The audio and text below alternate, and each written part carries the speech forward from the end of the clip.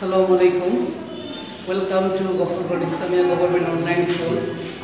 Dear student, how are you? I hope that you are safe and sound by the grace of Almighty Allah, and you are staying at your residence. And due to COVID-19, you know that school is closed now, and we are taking our classes on online school. And I hope that you will stay with our pace, and we are taking different subject classes, in different classes.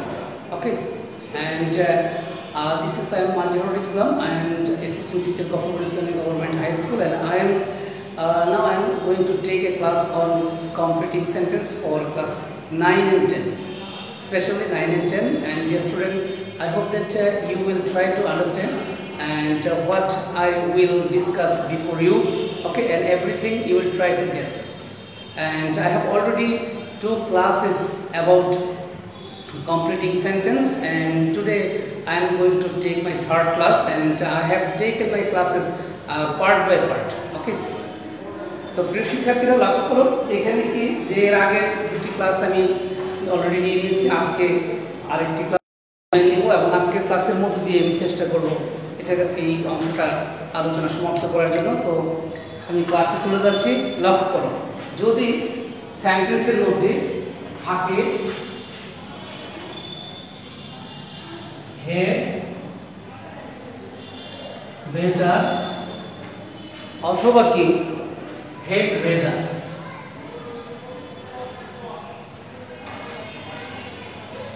এরা বাংলা অর্থে বরং অর্থে বসবে। বরং আমরা প্রায় কথায় বলি আমার বরং চলে যাওয়াই উচিত, আমার বরং কি এই কাজটা করা উচিত, এরকম যখন অর্থ আমরা বলে থাকি সেরকম অর্থে ইংলিশে এই হেড বেটার অর্থটি কি বসে থাকে।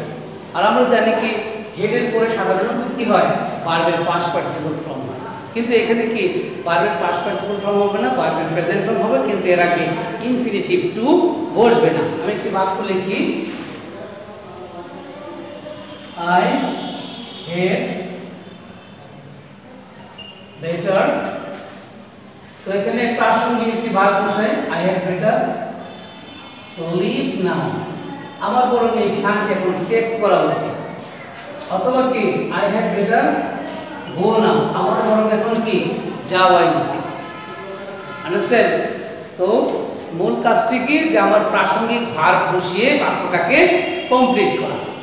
তাহলে কি দেখলাম যে হেড বেটার এবং হেড রেদার এরা কি বাংলা অর্থ কি বরং অর্থে বসে, আর এদের পরে কি ভার্বটি হবে প্রেজেন্ট ফর্ম। তো এখানে কি প্রেজেন্ট ফর্ম হলেও এর আগে টু বসবে না। আরেকটি নিয়ম দেখি,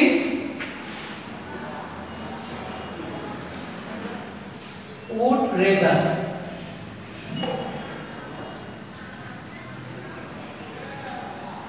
এটা হলো কি উড রেদার অথবা উড সোনা।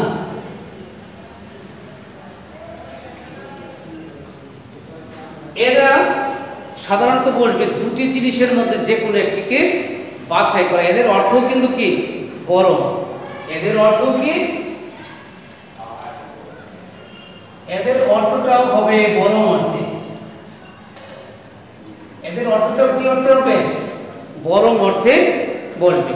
তবে এখানে একটি ভিন্ন রয়েছে, একটি জিনিসের মধ্যে মানে দুটো জিনিসের মধ্যে যে কোনো একটিকে কি করতে হবে বাছাই করে নিতে হবে। কি হবে, দুটোর মধ্যে যে কোনো একটাকে বাছাই করে নেবে। এরপরে এখানেও কিন্তু কি টু বসবে না, কিন্তু ভার্বের একটি কি প্রেজেন্ট ফর্ম বসবে।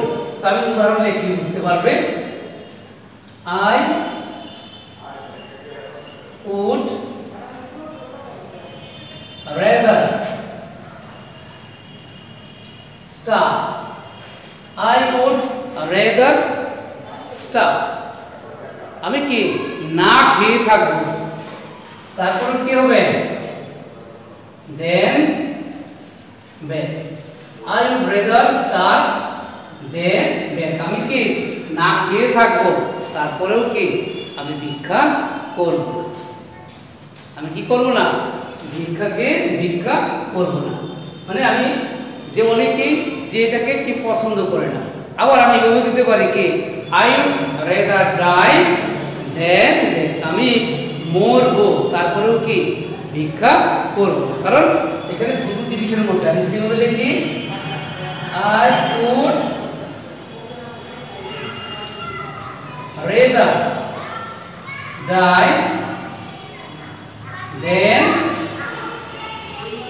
বেগ, যে কি এই ক্ষেত্রে অর্থটা হবে কি যে আমি মরবো বা আমি মারা যাব, বরং তারপরেও কি আমি ভিক্ষা করব।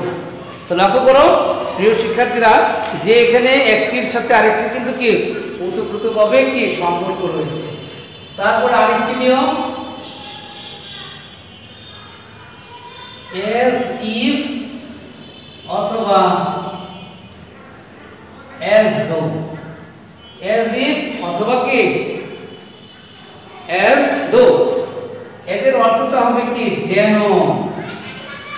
হ্যাঁ, আমরা অনেক সময় বলে থাকি যে সে এমন ভাবে কথা বলতেছে মানে সে যেন সব কিছু সে জানে, এরকম অর্থে। তো এখানে ব্যবহার হলো দুইটা, যদি as if বা as though আমরা বসাই বাক্যের মধ্যে যদি থাকে সেক্ষেত্রে লক্ষ্য রাখতে হবে যদি প্রথম অংশটি প্রেজেন্ট টেন্স হয়, প্রথম অংশটি কি টেন্স হয় প্রেজেন্ট টেন্স, আর পরের অংশের মধ্যে যদি আমি বি ভার্ব দিয়ে বাক্যটাকে কমপ্লিট করতে চাই তাহলে সাবজেক্টের পরে কি হবে ওয়্যার হবে, কি হবে ওয়্যার হবে। লক্ষ্য করো প্রথম অংশ প্রেজেন্ট টেন্স হি বিহেভস, সে এমন ভাবে আচরণ করতেছে as if, যেন কি আমি যদি এই অংশে বি ভার্ব বসিয়ে বাক্যটা কমপ্লিট করি তাহলে কি হবে দেখো হি ওয়্যার এ ম্যাট, মনে হয় সে একজন মানে সে এমন আচরণ করতেছে যেন সে একটা পাগল। লক্ষ্য রাখতে হবে যদি আমি বি ভার্ব বসাই তাহলে এখানে সবসময় সাবজেক্টের পরে কি হবে ওয়্যার হবে, কি হবে ওয়্যার হবে। আর এই as if বা as though দিয়ে যদি প্রথম অংশ প্রেজেন্ট টেন্স হয় সেখানে যদি পরে আমি টেন্সের ব্যবহার করি পাস্ট টেন্স ইউজ করি তাহলে আবার সেখানে কিন্তু পাস্ট টেন্সের ফরম্যাটটাই বসবে। কিন্তু বি ভার্বের ক্ষেত্রে খেয়াল রাখতে হবে এখানে কি হবে ওয়্যার। তাহলে এখানে আরেকটা উদাহরণ লিখি হি টক্স as though অথবা as if he knew everything, যে সে এমন ভাবে কথা বলতেছে মনে হয় কি সে সব কিছুই জানে, সে সব কিছুই জানে। তো প্রিয় শিক্ষার্থীরা খেয়াল করো যেখানে কি যে প্রথমটার মধ্যে বি ভার্ব বসানোর কারণে এখানে কি ওয়্যার বসেছে আর পরেরটা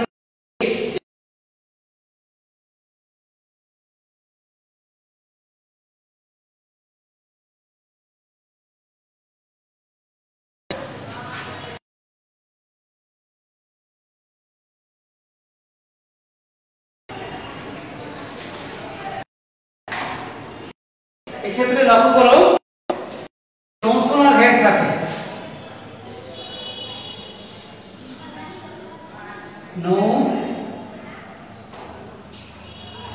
নোশনাল হেড, তাহলে নোশনাল হেড কি হবে ডট ডট দেন তারপরে কি আরেকটি অংশ, তারপরে হবে কি আরেকটি অংশ, এরপরে তারপরে হলো যদি থাকে স্কার্সলি হেড আর একটা কি হার্ডলি হেড। এদের নিয়মটা হলো আমি বলে দিচ্ছি সংক্ষেপে, প্রথম অংশ পাস্ট পারফেক্ট আর পরেরটা হলো কি পাস্ট ইনডিফিনিট। আমি এই নোশনাল হেড দিয়ে দেখাচ্ছি no sooner had we reached the station, তারপর কি then the train left, then the train left, মানে কি আমি স্টেশনে পৌঁছতে না পৌঁছতেই কি হলো গাড়ি ছাড়িল। অর্থাৎ কি যে নোশনাল হেড এখানে যে কি হে অক্সিলারি ভার্ব আগে আছে, এখানে কিন্তু ভার্বের পাস্ট পার্টিসিপল ফর্ম হচ্ছে, কারণ রিচ এর পাস্ট পার্টিসিপল ফর্ম হলো রিচড, রিচ একই। আর এখানে পরের অংশটা কি দ্বিতীয় সাবজেক্ট প্লাস ভার্ব, অর্থাৎ পরের অংশ দেনের পরের অংশটা কি হবে, দেনের পরের অংশটা হবে কি মানে পাস্ট ইনডিফিনিট, অর্থাৎ সাবজেক্ট প্লাস ভার্ব টু। তারপরে খেয়াল করো, যদি ইট ইজ টাইম অথবা ইট ইজ হাই টাইম, যে এরা বসে সাধারণত কি উপযুক্ত সময় অর্থে, উপযুক্ত সময় অর্থে ইট ইজ টাইম অথবা কি ইট ইজ হাই টাইম। প্যাটার্নটা হলো ইট ইজ টাইম অথবা ইট ইজ হাই টাইম, এরপরে প্লাস টু প্লাস কি হবে মূল ভার্ব, যে টু প্লাস মূল ভার্ব, এদের পরে একটি ভার্ব, এদের পরে টু আসবে, মানে এই স্ট্রাকচারের পরে টু এবং ভার্বের প্রেজেন্ট ফর্ম। তাহলে কি একটু উদাহরণ লিখি, ইট ইজ হাই টাইম, তাহলে কি হবে টু গো হোম, যে কি বাড়ি যাওয়ার এখনই উপযুক্ত সময়, অথবা কি it is high time to leave the place, এই স্থানটাকে ত্যাগ করার এখনই কি উপযুক্ত সময়। আন্ডারস্ট্যান্ড? তাহলে কি ইট ইজ হাই টাইম এবং ইট ইজ হাই টাইমের পর it is time it is high টাইমের পরে কি হবে, যে টু প্লাস ভার্বের প্রেজেন্ট ফর্ম বসবে। আন্ডারস্ট্যান্ড? এরপরে আরেকটি রয়েছে, সেটি হলো কি ইট ইজ টাইম অথবা it is high time plus যদি ফর থাকে, যদি এরপর একটা প্রিপজিশন ফর থাকে তাহলে কি হবে, যদি ফর থাকে তাহলে কি হবে ফরের পরে একটা ব্যক্তিবাচক অবজেক্ট বসবে, কিবাচক ব্যক্তিবাচক অবজেক্ট বসে, তারপরে প্লাস টু প্লাস কি মূল ভার্ব বসে। আন্ডারস্ট্যান্ড? তাহলে দেখি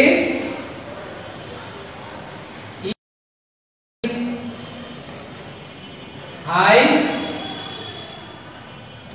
time for him, it is high time for him to do the work, যে তার জন্য উপযুক্ত সময়, যে তার জন্য বা তার পক্ষে কাজটি করার কি একটা উপযুক্ত সময়। এখানে টু ডু দা দিয়েছি, আমি এখানে কি টু ফিনিশ দা ওয়ার্ক দিতে পারবো, মানে বাক্যের সাথে সামঞ্জস্যপূর্ণ হয় এমন একটি ভার্ব বসিয়েও কিন্তু কি বাক্যটাকে আমি কমপ্লিট করতে পারবো। প্রিয় শিক্ষার্থীরা, আশা করি এই পর্যন্ত বুঝতে পেরেছো। তারপরে নিয়মগুলি উপস্থাপন করতেছি।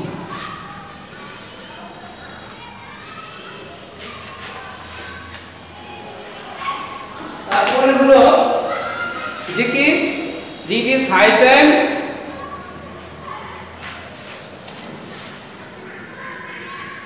ইট ইজ টাইম অথবা কি it is high time, it is time এবং ইট ইজ হাই টাইমের পর যদি বস্তুবাচক অবজেক্ট থাকে, এরপর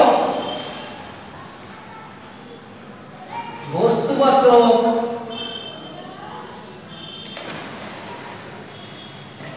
অবজেক্ট থাকে, এরপরে কি অবজেক্ট, যদি বস্তুবাচক অবজেক্ট থাকে তাহলে কি হবে টু বি প্লাস ভার্বের past participle form, to be বি3 অবলিক past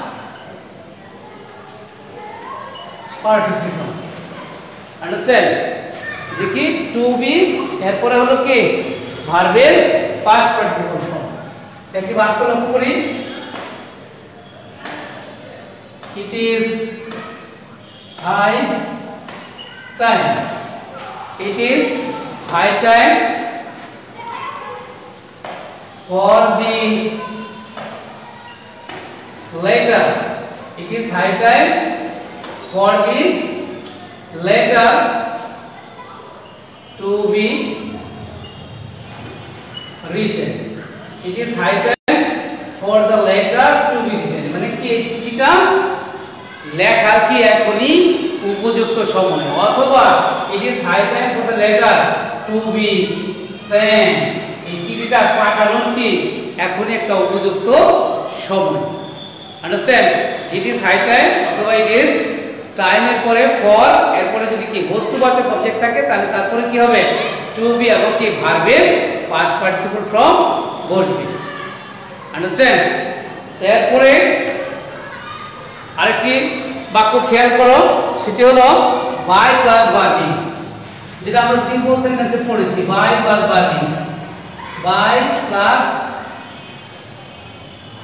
ভার্বিং অর্থাৎ কি B1 প্লাস ing যেখানে একটা ইনকমপ্লিট একটা ধারণা দেওয়া থাকবে এর সাথে সঙ্গতিপূর্ণ আরেকটি ধারণা বসিয়ে বাক্যটাকে কমপ্লিট করতে হবে আমি এখানে লিখে রাখলাম বাই ওয়ার্কিং হার্ড তাহলে এরপরে কি বাক্যটাকে সম্পূর্ণ করতে হবে বাই ওয়ার্কিং হার্ড কি দিতে পারি you can shine in life তুমি কি জীবনে শাইন করতে পারবে মানে সাফল্য অর্জন করতে পারবে অথবা you can succeed in life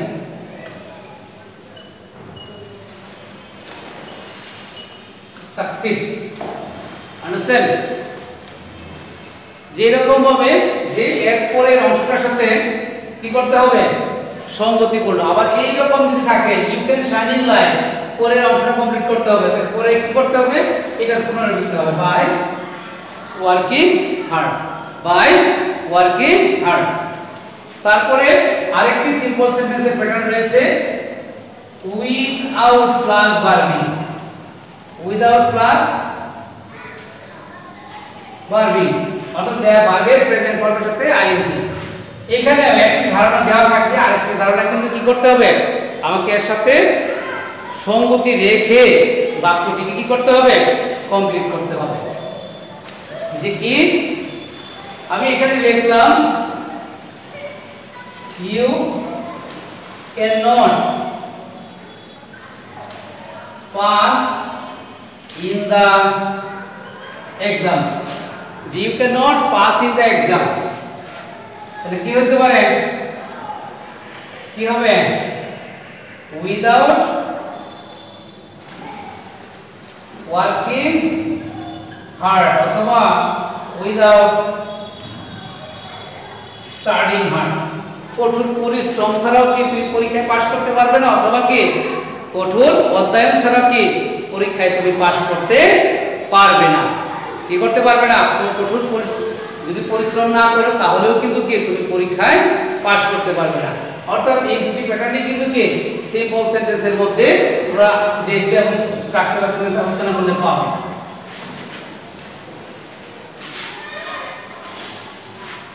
তারপর আরেকটি বাক্য হলো প্যাটার্ন হলো কি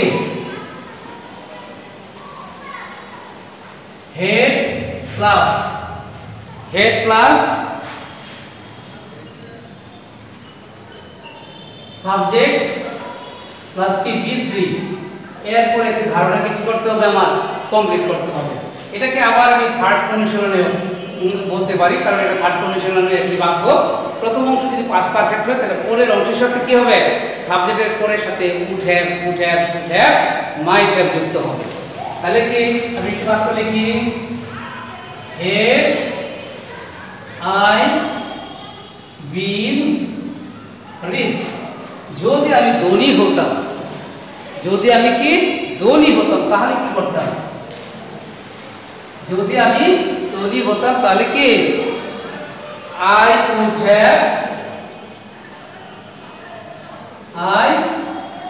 would have the poor। তাহলে কি আমি অবশ্যই গরিবদেরকে সাহায্য করতাম।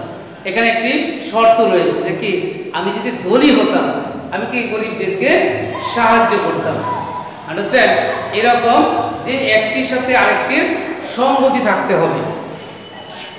তো প্রিয় শিক্ষার্থীরা, তারপরে খেয়াল করো, আমরা অনেক সময় দেখি এরকম কিছু বাক্য থাকে,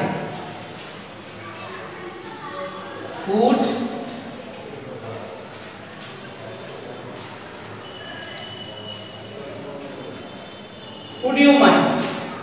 এই বাক্যটা would you mind মানে এটা একটা ভদ্রতা সূচক। আপনি কি আপত্তি করবেন? আপত্তি কি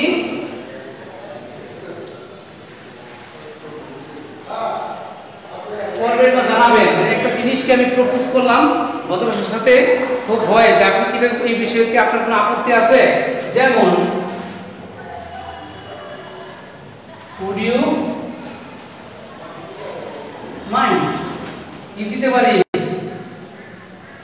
taking a cup of tea। আপনার কি এক কাপ চা যদি আপনাকে দেওয়া হয়, এক কাপ চা নিতে কি আপনার কোনো আপত্তি আছে? অথবা would you mind going with me? আপনার কি আমার সাথে যেতে কোনো আপত্তি আছে? খেয়াল করো যেখানে কি যে আমি বাক্যটাকে সম্পূর্ণ করতেছি যে অতি ভদ্রতার সাথে, কিন্তু কি ভদ্রতার সাথে কাউকে কোনো প্রশ্ন করা অর্থে উড এবং কুডের ব্যবহার হয়ে থাকে। আন্ডারস্ট্যান্ড?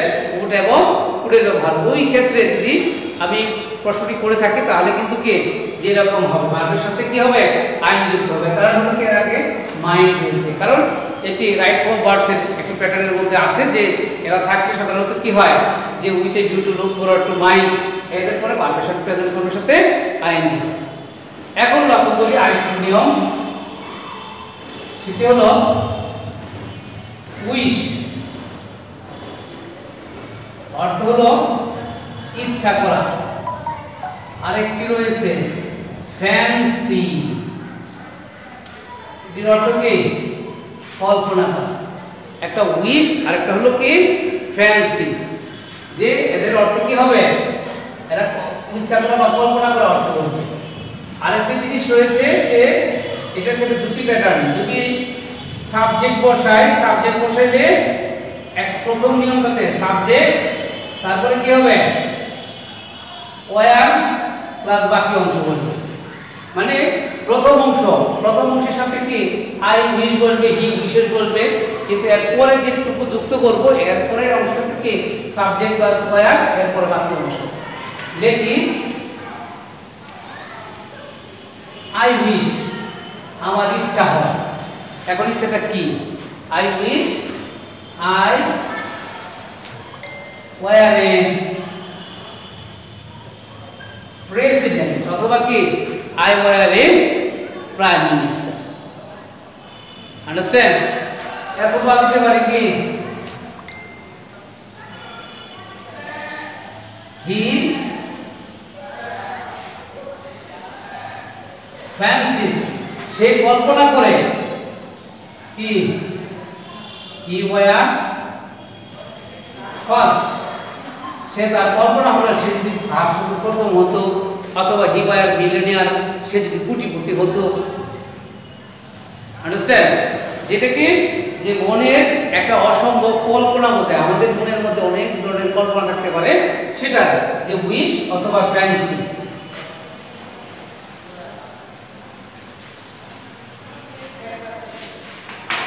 তারপর খেয়াল করো যে এই উইশ অথবা ফ্যান্সি দিয়ে যদি ভার্ব বসাই, টেন্স বসাইলে সেক্ষেত্রে কি হবে?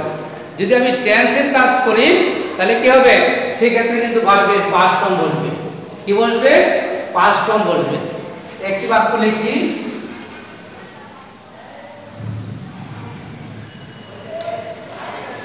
wishes কি she sang a song মানে তার ইচ্ছা সে যদি একটি ভালো গান গাইতে পারতো। লক্ষ্য করো আগেরটা ছিল বিবার, বিবার থাকলে ভার্ব আর এই ক্ষেত্রে যদি টেন্সে ব্যবহার করি তাহলে কি হবে ভার্ব পাস্ট ফর্ম অর্থাৎ কি পাস্ট ইনডিফিনিট টেন্স। কোন টেন্স হবে পাস্ট ইনডিফিনিট টেন্স। আন্ডারস্ট্যান্ড? তারপরে নতুন আরেকটি নিয়ম উপস্থাপন করব তোমাদের সামনে, সেটি হলো would that.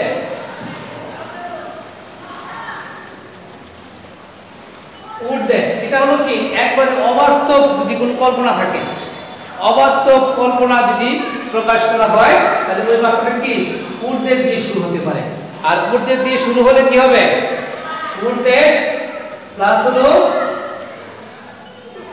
Subject plus would plus V1 কি ভার্বের প্রেজেন্ট ফর্ম। আবারও বলছি উড দ্যাট কি অবাস্তব কল্পনা, যেটা কখনোই কি হয়তো সম্ভব নয় এরকম। তাহলে এরকম যদি হয় তাহলে পরে সাবজেক্ট এরপরে কি উড তারপরে ভার্বের প্রেজেন্ট ফর্ম।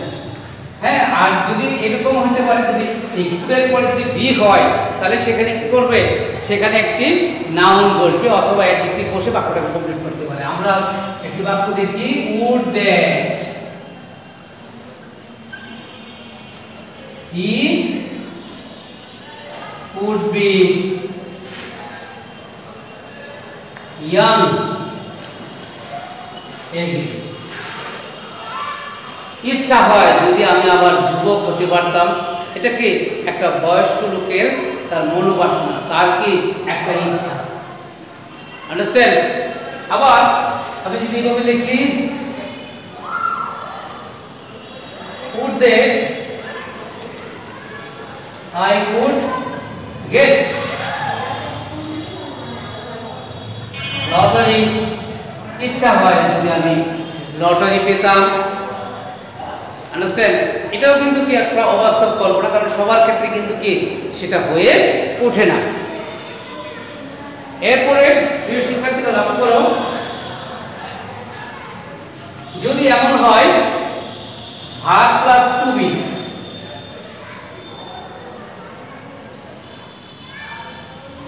তো সেক্ষেত্রে কিছু ভার্ব রয়েছে যাদের পরে এই প্যাটার্নটা হয়ে থাকে। সেই প্যাটার্নটা কি যেমন টেক, তারপরে কি রয়েছে টেক কমা নো কমা সাপোজ, তারপর ফিল, তারপর হলো কি ইমাজিন, ইমাজিন, তারপর রয়েছে কি রিপোর্ট, কি রয়েছে রিপোর্ট। শিক্ষার্থীরা খেয়াল করো এই যে ভার্বগুলি রয়েছে এই ভার্বগুলির পরে কি হবে টু বি, এরপর একটি কি হবে যে একটি অ্যাডজেক্টিভ অথবা নাউন বসিয়ে বাক্যটিকে কমপ্লিট করতে হবে। লক্ষ্য করি আই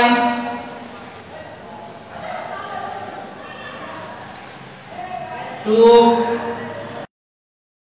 প্রিয় শিক্ষার্থীরা খেয়াল করো এই ক্ষেত্রে টেক শব্দের অর্থ কিন্তু নেওয়া না, এই ক্ষেত্রে টেক শব্দের অর্থ হলো মনে করা।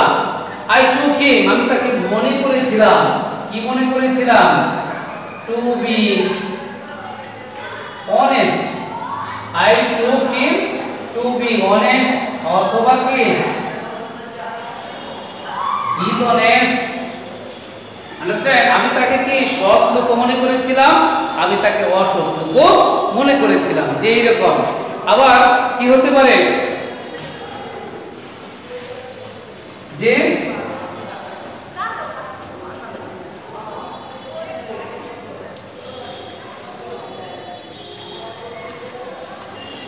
I know her,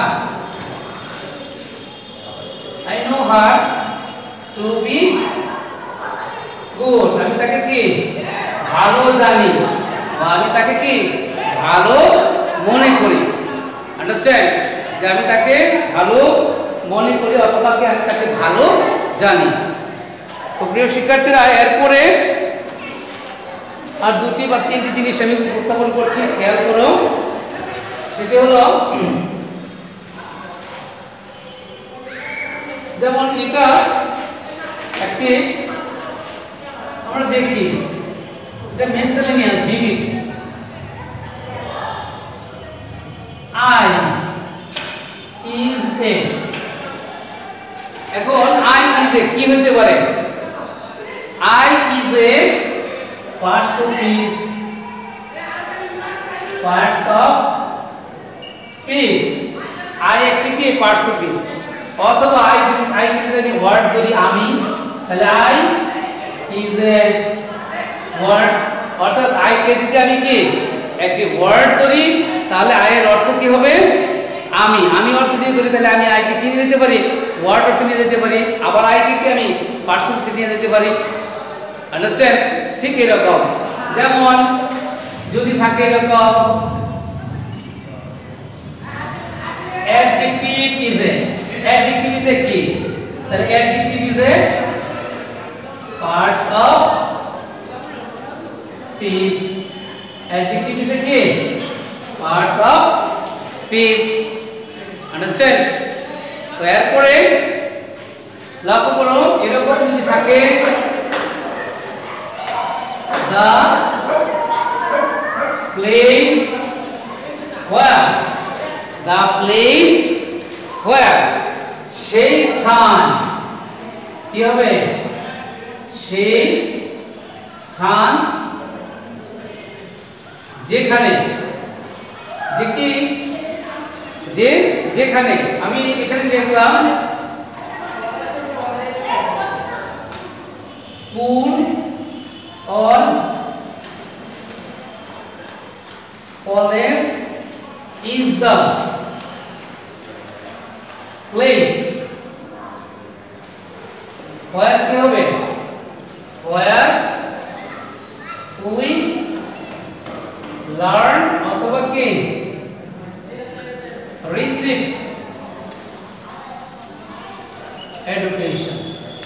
যে স্কুল এবং কলেজ এমন একটা স্থান যেখানে কি আমরা শিখি, শিক্ষা গ্রহণ করি অথবা আমরা শিখে থাকি। we learn অথবা we receive education। আন্ডারস্ট্যান্ড? আবার যদি এরকম থাকে market is the place where, যে মার্কেট এমন একটি স্থান যেখানে আমরা কি করি? we buy অথবা কি sell things। যে মার্কেট এমন একটা স্থান যে স্থানে কি করা হয়? বিভিন্ন ধরনের জিনিস কেনা বেচা হয়ে থাকে। কি হয়ে থাকে? বিভিন্ন ধরনের জিনিস কেনা বেচা হয়ে থাকে। তারপর আরো খেয়াল করো যে কি the time when, the time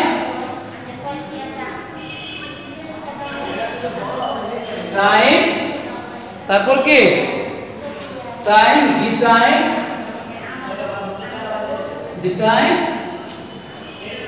when, এটা একটা প্যাটার্ন, মানে এই অর্থটি কি বাক্যের মাঝখানে থাকতে পারে যে এটা ওই সময় যখন, সেই সময়ে যখন কি 1971 is the time, যে 1971 সাল একটি সময়, যে ওই সেই সময় কি হয়েছিল? when কি Bangladesh became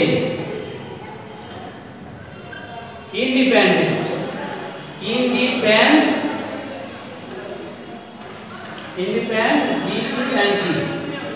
Bangladesh became independent, যখন বাংলাদেশ কি হয়েছিল? স্বাধীন হয়েছিল, অথবা কি উই লিবারেটেড ফ্রম পাকিস্তান, আমরা পাকিস্তান হতে কি স্বাধীন হয়েছিলাম। আন্ডারস্ট্যান্ড? যে উপযুক্ত বাক্যটা বসিয়ে কাজটি করতে হবে। যেমন আমি যদি লিখি 1952 ইজ দ্য টাইম। 1952 সাল আমাদের জাতীয় জীবনের একটি গুরুত্বপূর্ণ অধ্যায়। তাহলে কি হবে যে when কি হবে language movement took place। শিক্ষার্থীরা খেয়াল করো যে 52 সাল এমন একটি সাল যে সেই সময় কি হয়েছিল, আমাদের ভাষা আন্দোলনটা হয়েছিল। আন্ডারস্ট্যান্ড? তো খেয়াল করো, আমি তোমাদেরকে কমপ্লিটিং সেন্টেন্স সম্পর্কে এই অংশটির মধ্যে দিয়ে আজকের পাঠ সমাপ্ত হলো। অর্থাৎ কি কমপ্লিটিং সেন্টেন্সের মধ্যে 3টি ক্লাসের মধ্যে দিয়ে কি আমি ক্লাসটি শেষ করলাম। যারা পরবর্তীতে যোগদান করবে আমাদের পেজে কিন্তু বাকি 2টা ক্লাস রয়েছে, এবং যারা আরও পরে যোগদান করবে তারা ইচ্ছা করলে এটা সহ বাকি ক্লাসগুলি দেখতে পারো। এবং আমি সেখানে উপস্থাপন করেছি এবং দেখিয়ে দিয়েছি, তোমরা বাসায় দেখবে এবং কি বেশি বেশি করে বই পুস্তক থেকে অর্থাৎ গ্রামার বই থেকে বাক্য প্র্যাকটিস করবে। যে শেষ করার আগে বলছি যে কমপ্লিটিং সেন্টেন্সটা হলো কি যে বাক্যের সাথে সমন্বয় রেখে একটি বাক্য বসানো অথবা একটি ওয়ার্ড বসানো অথবা একটি ফ্রেজ বসানো, যেটি বসিয়ে একটি বাক্যটাকে সম্পূর্ণ করা। আর এর সহায়ক হিসেবে বলে দিই, তুমি যদি স্ট্রাকচারাল সেন্টেন্সটি অর্থাৎ গঠনমূলক বাক্য সিম্পল কমপ্লেক্স কম্পাউন্ড এই অংশটা ভালো করে তোমার পড়া থাকে বা এই অংশ সম্পর্কে তোমার যদি ভালো ধারণা থাকে, তাহলে আশা করি এই কমপ্লিটিং সেন্টেন্সটা বুঝতে তোমার অনেকটাই সুবিধা হবে আর প্রত্যেকটা নিয়ম বোঝার চেষ্টা করবে। ওকে, তো আজকের ক্লাসে পর্যন্তই। পরবর্তী ক্লাসে হয়তো নতুন আরেকটি বিষয় নিয়ে তোমাদের সাথে সাক্ষাৎ হবে। সে পর্যন্ত সবাই ভালো থাকবে। আল্লাহ হাফিজ।